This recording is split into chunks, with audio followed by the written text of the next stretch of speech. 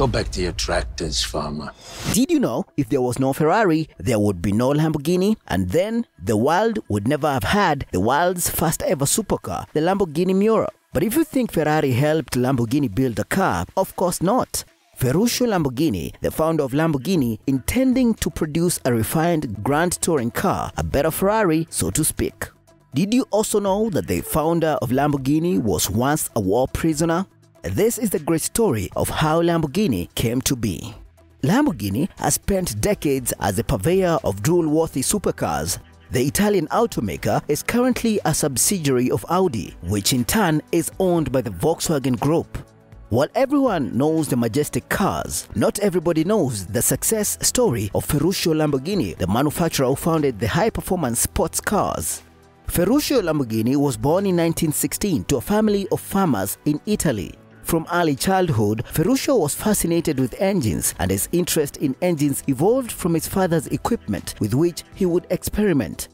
During the World War II, he joined the army in the Regia Aeronautica, which was an isolated area with no car or truck repairing facility. He learned to repair broken down cars, motorcycles and trucks with reused parts. He became popular as an expert at mechanical improvisation and fixing engines. Lamborghini was then taken prisoner when the island of Rhodes fell to the British at the end of the war in 1945 and was not able to return home until the next year. Soon after the World War had ended, Ferruccio started to build tractors, and his tractor company became one of the largest agricultural equipment manufacturers in Italy. During 1947, the agricultural and industrial revolution was growing rapidly in Italy. In the following years, he successfully produced revolutionary tractors. His tractors used military surplus engines with 6-cylinder diesel engines, and it was the first tractor manufactured entirely by Lamborghini. Ferruccio Lamborghini had never thought to shift his business from farm vehicles to supercars, but his destiny had found a way to draw him into this business. In a few years, Ferruccio Lamborghini became one of the largest agricultural equipment manufacturers in Italy, so Ferruccio could afford dozens of luxury cars such as Maseratis and Mercedes-Benz. He also decided to purchase several Ferraris, and this is where the success story of the Lamborghini begins and started to evolve to one of the most successful luxury car manufacturers in the world. When Ferruccio Lamborghini brought a brand new Ferrari, he considered it to be a more repurposed truck car than a regular road car, as the Ferrari was too noisy and rough to handle. Lamborghini was fond of the Ferrari but was not completely satisfied with it, so he decided to make several suggestions to Enzo Ferrari, the founder of Ferrari, including design changes that could help him to improve his luxurious Ferraris. Ferrari was one of the few companies that made the best sports car in the 1960s, and Ferrari had a big brand name. Due to this pride, Enzo Ferrari's response to Lamborghini's suggestions was not positive at all, but insulted him also by commenting that the problem is not in the car, but in the driver who drives it. Enzo told Lamborghini that it was better to focus on his tractor business than paying attention to his cars. Go back to your tractors, farmer. Ferrari's comment encouraged Lamborghini to prove him wrong. Lamborghini decided to pursue his vision of a perfect sports car.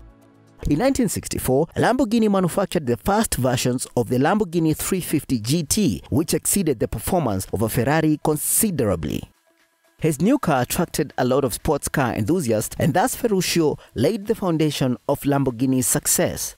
After the success of the Lamborghini 350 GT, Ferruccio also produced a sports car which included the Jarama, the Espada, the Miura, the Islero, and gave tough competition to Ferrari sports cars. The company further made its presence felt when it launched its first sports car, the Miura Sports Coupe, in 1966. When Ferruccio retired in the year 1974, he sold the company to Georges Henry Rossetti. Later, when the company went bankrupt, it was purchased by Patrick Mimran in 1980. Under his management, more models were added to the company product line like Jaupa Sports Car and LM002. Lamborghini was bought by Chrysler Corporation in 1987. Chrysler replaced the oldest Lamborghini model Countach with Diablo and discontinued the models that were introduced by Mimran. In 1994, the company was sold to Malaysian Investment Group, which then sold Lamborghini to the Volkswagen Group. Lamborghini is now part of the Audi division of the company. The brand has grown over the past few years with new products having been introduced. However, the company's sales dipped during the 2000 recession. Lamborghini is growing faster than nearly any other supercar brand, and one look at the current lineup shows you exactly why. While the list of memorable and historical Lambos is highlighted by the theatrical Countach and the streamlined Diablo, the current lineup boasts equally distinct models. The V10-powered Huracan represents the entry-level Lambo, while the flagship Aventador is the brawniest, oldest and priciest model. Thrill-seeking families will appreciate the outrageous Lamborghini Urus SUV. The Lamborghini Urus SUV came out of nowhere to sell almost 10,000 units in less than 2 years. On the supercar front, the Huracan is on a roll.